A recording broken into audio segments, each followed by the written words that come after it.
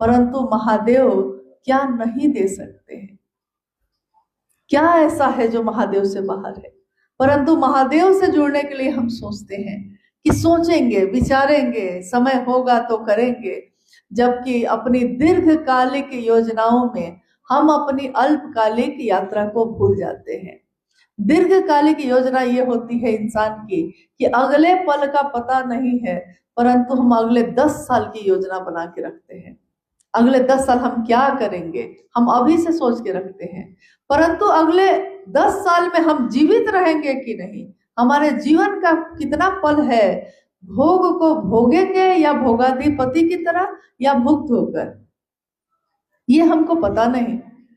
तब भी हम इस खोज में चलते रहते हैं, भटकते रहते हैं। शिव की शिष्यता एक ऐसी अद्भुत बात है जिसका संदेश लेकर आज हम लोग यहाँ भी आए। कटक की इस धरती पे आज से बहुत पहले 2013 में यहाँ शहर के थोड़ा नजदीक में सालेपुर नाम की एक जगह है, शायद आप जानते होंगे। स्वयं साहब के साथ शिव चर्चा में शामिल होने के लिए हम लोग आए थे 2013 में, और एक ग्रामीण परिवेश में, गांव के बीच में, मैदान में वो शिव गुरु चर्चा हुई थी। मुझको लगता है कि कम से कम 2-4 लोग तो ऐसे होंगे जो उसमें शामिल हुए थे। उसमें से कोई है इस हॉल में? आप में से कोई शामिल हुआ था उसमें? नहीं। अच्छा, एक गुरु बहन है, कहाँ है? अच्छा चलिए चलिए, एक भी काफी है तो कटक में पहले भी शिव चर्चा हो चुकी है, आप नहीं रहे होंगे ये अलग बात है, हम नहीं होंगे। महादेव तो उस समय भी था, महादेव तो है, महादेव तो रहेंगे, हम हो या ना हो। तो महादेव की चर्चा उस समय हुई 2011 में पुरी में, जो जगन्नाथपुर मंदिर के सामने जब सड़क से आप जाइएगा, जहां रथ यात्रा जाकर रुकती है, उस मैदान में शिव गुरु महोत्सव हुआ था 2011 में। और उस समय काफी लोग, काफी शिव शिष्य उसमें शामिल हुए थे। वहां के स्थानीय लोगों ने कहा कि हम लोगों ने पहली बार ये बात सुनी। जब हम लोग लौट कर आए होटल में, तो साहब ने कहा कि चलो महादेव का कार्यक्रम तो हो गया, अब चलो एक साधु के समाधि पे लेकर चलते हैं तुम लोग को।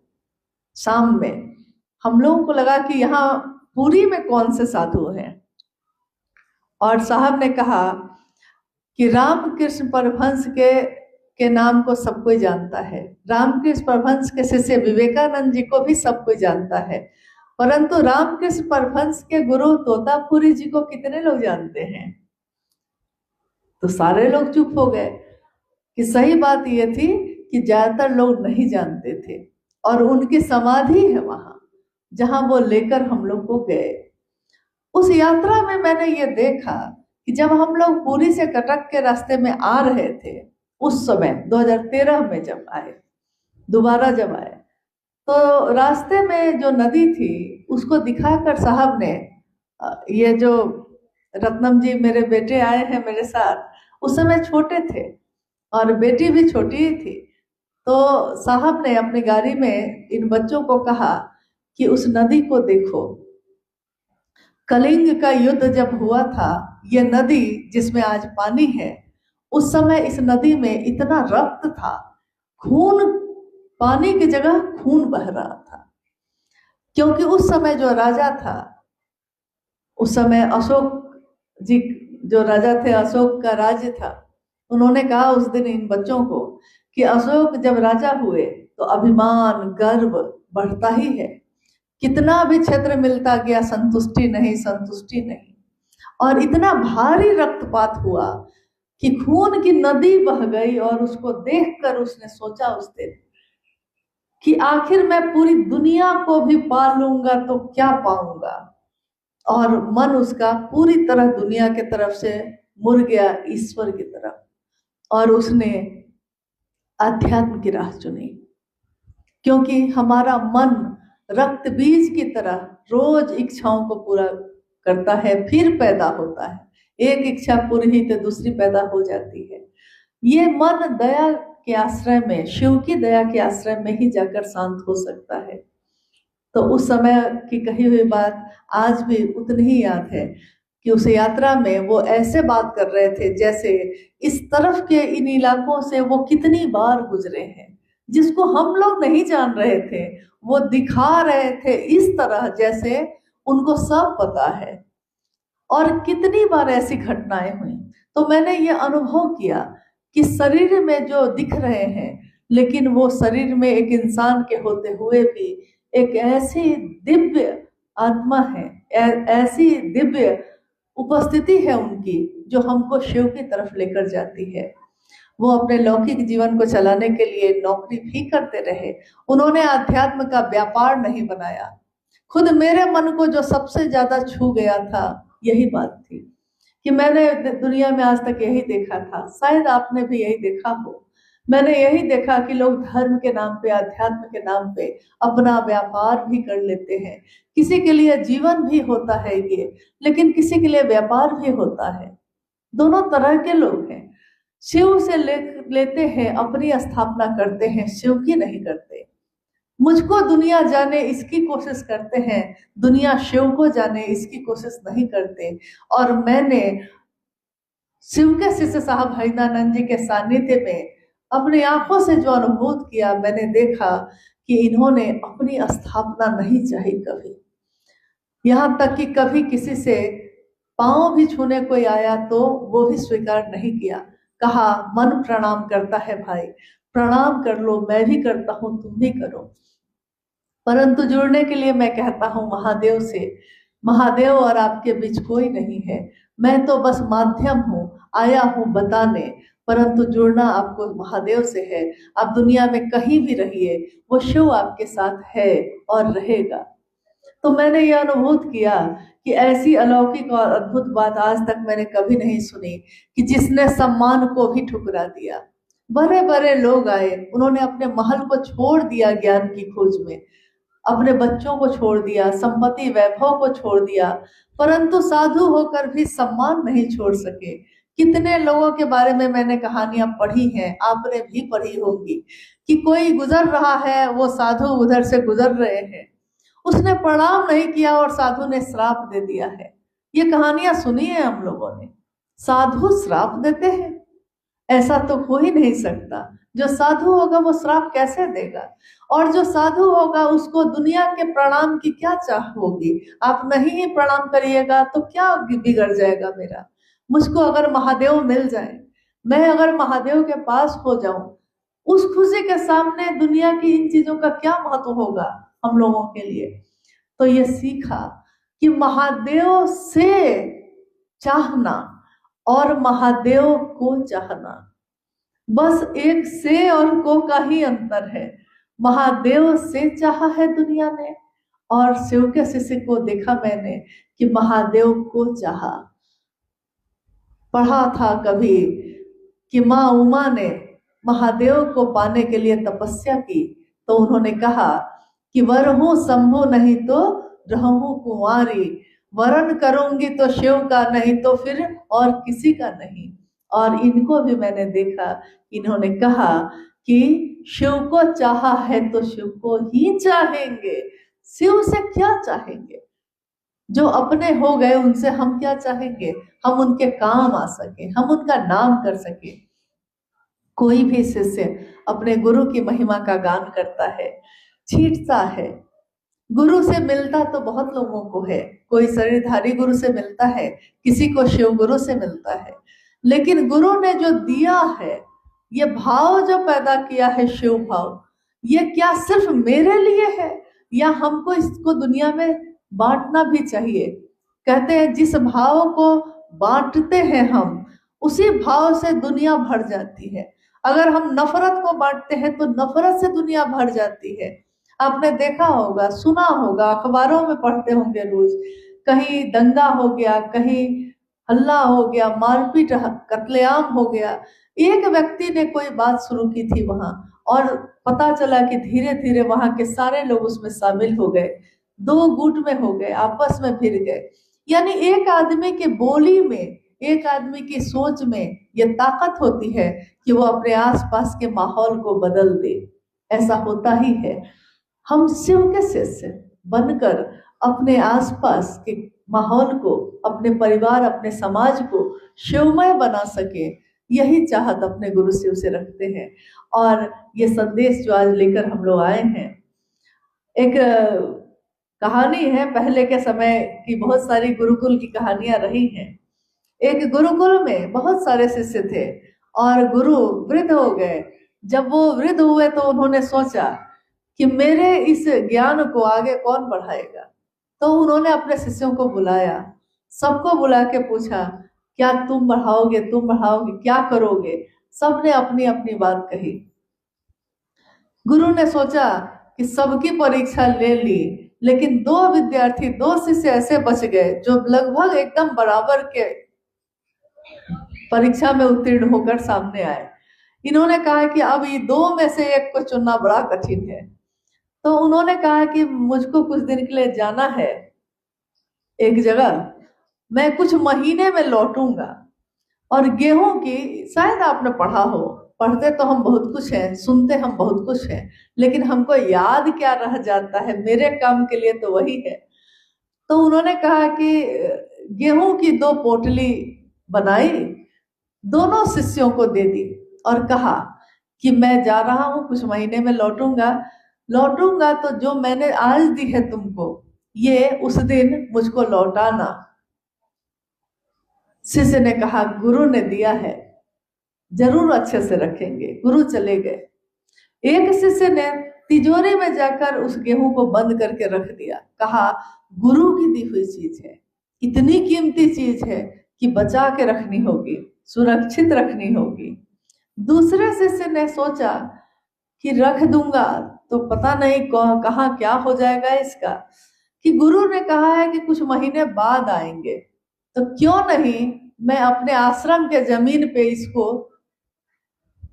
जो गेहूं के दाने हैं, इनको लगा दूं, शायद गेहूं की फसल हो जाएगी तो गेहूं सुरक्षित रहेगा। सोच है, सोच का फर्क है। हमारी सोच के फर्क से हमारे काम के परिणाम भी तय होते हैं। कुछ महीने में गुरु लौट कर आए। उन्होंने दोनों शिष्यों को बुलाया और कहा मैं जाते समय तुमको गेहूं के दाने देकर गया था, आ गया हूं, अब वापस करो। पहले शिष्य ने कहा गुरुजी आपने जो दिया था मैंने बहुत संभाल के रखा है, अभी लाता हूँ। दौड़ कर गया, लेकर जब आता है तो गेहूं की पोटली जब खोली जाती है तो सारे दाने सड़ चुके हैं, क्योंकि बंद करके उसको रख दिया गया। तो वो अपने आप में ऊर्जा है, एक दूसरे पे तो प्रभाव डालेगा, शरण पैदा हो गई। दूसरे शिष्य से पूछा तो उसने कहा कि चलिए पीछे चल के दिखाता हूँ। तो अब मैं कहाँ से दूं, दाने मेरे हाथ में अब है ही नहीं। गुरु ने पूछा तो दानों का किया क्या? उसने पीछे ले जाकर, आश्रम के पीछे खेत में ले जाकर गुरु से कहा आपने जो दाने दिए थे गुरुजी मैंने खेतों में लगा दिए हैं, सारे दाने अब, उतने दाने अब लाखों दाने बन गए हैं, लेकिन अब ये पकने वाला है, बस पक जाए तो काट लेता हूँ और आपने जो दिया था वो लौटा देता हूँ। लेकिन शिष्य डर भी रहा था कि गुरु ने तो कहा था मैंने जो दिया है वो वापस करना। गुरु ने कहा तुम ही मेरा सच्चा उत्तराधिकारी है, क्योंकि गुरु की दी हुई चीज को जो बढ़ाता है, उसने छींटा था, उसने खेतों में डाल दिया था, जो जगत में फैलाता है उसको वो चीज लाख गुनी बढ़कर वापस मिलती है। हमको आपको अभी शिव की शिष्यता मिली, शिव के शिष्य साहब हरिनानंद जी के द्वारा मिली। माँ नीलम आनंद जी ने उनके इस इतने बड़े संकल्प में कदम से कदम मिलाकर साथ दिया। 17 जून 2005 को वो शिवलीन हुई और शिव के शिष्य साहब हरिनानंद जी 4 सितंबर 2022 को शिवलीन हुए। दोनों शरीर में नहीं है, परंतु उन्होंने जो संदेश दिया है उसको उन्होंने इतना छीटा कि आज लाखों और करोड़ों के शिष्यों के रूप में वो शिव को वापस मिल रहा है। हम सब भी आज इस धरती पे आए हैं यही संदेश लेकर, लौट जाएंगे कल। लेकिन आप सबसे यही अनुरोध है कि हमको जो मिलती है चीज, सूचना ही मिलती है तो भाव प्रकट हो जाता है। सूचना ही मिलती है कि अमुक से मेरी शादी होगी तो पति का भाव, पत्नी का भाव प्रकट हो जाता है। एक सूचना ही मिलती है कि माता बनने वाले हैं, पिता बनने वाले हैं। पुत्र का या पुत्री का चेहरा तो देखा भी नहीं है, लेकिन माँ का भाव प्रकट हो जाता है, पिता का भाव प्रकट हो जाता है। ये भी एक सूचना ही है कटक की इस धरती पे, शिव मेरे गुरु हैं, आइए आप भी शिव को अपना गुरु बनाइए। और ये सूचना आपके तक पहुंचकर हमारे आपके मन में भी शिष्य भाव प्रकट हो जाए शिव के लिए, इसी की कामना लेकर हम सब भी आए हैं। और यही अनुरोध भी है। बाकी हमारी अपने जीवन की यात्रा है, आपके भी अपने जीवन की यात्रा है। हम आप शिव की तरफ चलते रहे। शिव शिष्य हैं तो गुरु भाई हैं, गुरु बहन हैं। ये दुनिया शिव की है, शायद फिर कभी मुलाकात हो जाए, कहीं मिल जाए फिर से। शिव है, शिव की दुनिया है, तो हम कहाँ और जा सकते हैं। गोल गोल घूमकर फिर कहीं ना कहीं तो मिलते रहेंगे। लेकिन यही कामना है कि जब भी मिले, शिव के लिए मिले, अपनों के लिए या रिश्तों के लिए तो हमेशा मिलते रहे। महादेव के लिए मिलना, इससे बढ़िया बात और क्या होगी। शिव के शिष्य होने की पहचान मेरी हो जाए, इससे अच्छी बात क्या होगी। परंतु इससे भी अच्छी बात यह होगी कि शिव का शिष्य होकर मेरे गुरु का नाम हो जाए, क्योंकि गुरु का नाम शिष्यों के कारण होता है। गुरु की पहचान उसके शिष्यों को देखकर होती है। तो हमारा आपका मन भी ऐसा हो कि शिव भाव से भरे हम। और मुझको लगता है कि मन में एक विचार का प्रवेश, जैसा आपने परंपरा में, गुरु शिष्य परंपरा में, समाज में, जगत में देखा होगा कि गुरु दीक्षा देते हैं और गुरु को गुरु दक्षिणा दी जाती है। क्या शिव की शिष्यता में गुरु की दीक्षा होती है? क्या शिव की शिष्यता में हम गुरु दक्षिणा दे सकते हैं अपने गुरु को? इसमें हमेशा शिव के शिष्य साहब हरिदानंद जी ने जो उत्तर दिया, उन्होंने कहा हमारे मन में इस विचार का प्रवेश कि शिव मेरे गुरु हैं, मैं उनका शिष्य हूं, इस बात का प्रवेश ही गुरु की दीक्षा है। गुरु दीक्षा यानी इनिशिएशन, प्रारंभ करना, शुरुआत करना। इस विचार का आना ही गुरु की दीक्षा यानी गुरु का मंत्र मेरे मन में प्रवेश करता है और गुरु की दीक्षा हो जाती है। गुरु की दक्षिणा यानी गुरु दक्षिणा होता क्या है? क्या गुरु दक्षिणा में हम सामान देंगे तो महादेव के लिए गुरु दक्षिणा मानी जाएगी? क्या हम कपड़े, पैसे या मिठाइयाँ और फल देंगे तो महादेव के लिए दक्षिणा मानी जाएगी?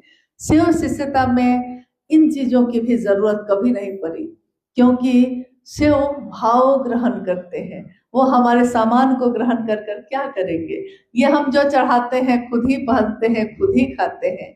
अगर पता चले कि महादेव खाएंगे तो हम क्या दे सकेंगे उनको?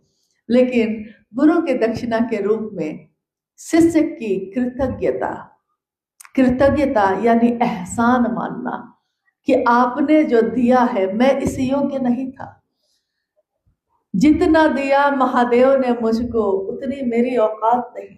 ये तो कर्म है उनका, वरना हम में आप में तो वैसी बात नहीं। तो महादेव ने शिष्य के रूप में स्वीकार किया है, क्योंकि जगत गुरु कुर्सी पे बैठे शिव सबको अपना शिष्य स्वीकार करते हैं, चाहे वो मांसाहारी हो, चाहे वो शाकाहारी हो, चाहे वो किसी भी जाति धर्म का हो। इसीलिए शिव की शिष्यता के साथ ये संदेश भी आता है कि जाति, धर्म, वर्ण, संप्रदाय सबसे परे है शिव की शिष्यता। शिव की शिष्यता जैसे ही हम बोलते हैं, यानी इसमें अब इसका कोई अर्थ नहीं कि आप क्या हैं, आप अमीर हैं, गरीब हैं, आप दुनिया के लिए होंगे, महादेव के लिए तो बराबर ही हैं। आपने, हमने जातियां बनाई, हमने धर्म में बांटा, हमने संप्रदाय में बांटा, महादेव ने नहीं बांटा। तो ये दुनिया के लिए चल जाता है, महादेव के लिए कैसे चलेगा? जैसे ही हम महादेव की बात करते हैं समाज और दुनिया से हम जुड़ने लगते हैं, क्योंकि अब हमारा मन विशाल होता है। जिसकी संगत में हम रहते हैं हम उसी के जैसा सीखते हैं। कोई शराब पीने वाले के संगत में रह के शराब पीना सीख जाता है, कोई जुआ खेलने वाले के साथ रहकर जुआ खेलना सीख जाता है, कोई साधु के साथ रहकर साधु होगा कि नहीं, कोई शिव का सानिध्य प्राप्त कर शिव जैसा होगा कि नहीं, जो दुनिया को अमृत देते हैं। और सोचिए कैसी होगी वो दुनिया जिसमें शिव की बात होती हो। हम अपने लौकिक जीवन में जीते हुए भी, अपने जीवन की तमाम परेशानी और शोर में भी शिव को याद करते रहें, शिव मुझको याद रहें। अपनी दुकान में बैठे हुए भी, ग्राहक को सामान देते हुए भी अगर मेरे मन में महादेव याद है तो सबसे बड़ा साधु वही है। क्योंकि छोड़कर शिव को प्राप्त करना शायद ज्यादा आसान है, परंतु जीवन में रहकर और गृहस्थ आश्रम और अपने व्यापार और लौकिक जीवन की परेशानियों को झेलते हुए भी शिव भाव से भरे रहना, ये तो बड़े बड़े साधु भी नहीं कर सके। इसलिए शिव की शिष्यता तमाम पूजा पद्धति से अलग है, लेकिन ये शिव की पूजा ही है। क्योंकि शिव की पूजा सबसे सुंदर तब है जब हम उनके सामने तो गाते हैं कर्पूर गौरम करुणावतारम संसार सारम भुजगेंद्र हारम। मतलब हे महादेव, आपके जैसा सुंदर कौन है, आपके जैसा बलशाली कौन, आपके जैसा रूपवान कौन, आप कर्पूर के तरह गौर वर्ण के हैं। आपने डसने वाले जहर रखने वाले सांपों को भी गले से लगाया है। हम शिव की मूर्तियों के सामने खड़े होके आज से नहीं, प्राचीन समय से यही तो कहते आए हैं। और साहब ने यही कहा कि शिव को मालूम है कि वो कैसे हैं, महादेव को पता है कि वो कैसे हैं। क्या महादेव को नहीं मालूम कि मैं कौन? शिव तत्व को कोई जान सका आज तक? शिव की अवधारणा यानी जिसने शिव को जैसा जाना उसने शिव की वही व्याख्या कर दी। उसने महाकाल को जाना तो महाकाल की व्याख्या की। शिव ने खुद को शिव नहीं कहा, दुनिया ने शिव को शिव कहा है। शिव ने खुद को नहीं कहा, तो दुनिया ने शिव को जाना होगा तभी ना शिव कहा होगा। तो उन्होंने कहा कि महादेव को मालूम है कि वो कैसे हैं, लेकिन अगर तुमको ये मालूम हुआ है तो दुनिया को बताओ कि शिव कैसे हैं। जब शिव गुरु हैं तो हम क्यों नहीं उनसे ज्ञान लें, हम क्यों नहीं उनका सानिध्य प्राप्त करें। और इसके लिए आपको कहीं दरबार लगाने की जरूरत नहीं, कहीं किसी के आश्रय में समर्पण करने की जरूरत नहीं, कहीं किसी कर्मकांड में जाने की जरूरत नहीं। जो पूजा पद्धति या जो परंपरा हमारे आपके घर में है वो तो चलती ही रहती है, लेकिन उसके साथ साथ एक रिश्ता और जोड़ना है। महागुरु महादेव से शिष्य बनकर, शिष्यता का रिश्ता, शिष्य भाव का रिश्ता। बस इतना ही संदेश है हमारा आपका। और आज जो हम लोग आए हैं, चूंकि ये तो शहर में, कटक शहर में पहली बार एक छोटे स्तर पे गुरु भाई गुरुवारों से मुलाकात के लिए ये समय तय किया गया, लेकिन हम उम्मीद करते हैं कि हम लोग फिर मिले ना मिले, परंतु शिव की शिष्यता आपके हाथों और बढ़ जाए। इसी में महादेव की दया है, और महादेव की दया मिल जाए तो जीवन हमारा शिवमय हो जाए, सुखमय हो जाए। शिव की शिष्यता फूलों की सुगंध है, जीवन की दशा और दिशा को बदल देती है। तो इसकी व्याप्ति होती रहे, यही कामना करते हैं। यहाँ जिज्ञासा समाधान जैसा भी कुछ ऐसा है नहीं, क्योंकि जब शुरुआत होती है तो खुद आगे बढ़िएगा, कुछ मन में प्रश्न पैदा होंगे। गुरु शिव है और आप अनुभूत कीजिएगा कि आपने अपने गुरु से जो पूछा है उसका उत्तर आपको जरूर मिलता है। तो हमारा मन उत्तर प्राप्त करे और ये पूरा जगत शिव की शिष्यता के पराग से सुगंधित सुवासित हो, इसकी कामना हमेशा शिव के शिष्य ने की इस जगत में, इस युग में। और हमने उनको कहा आप युग पुरुष है, एक ऐसा युग पुरुष जिसने दुनिया की दशा और दिशा ही बदल दी है।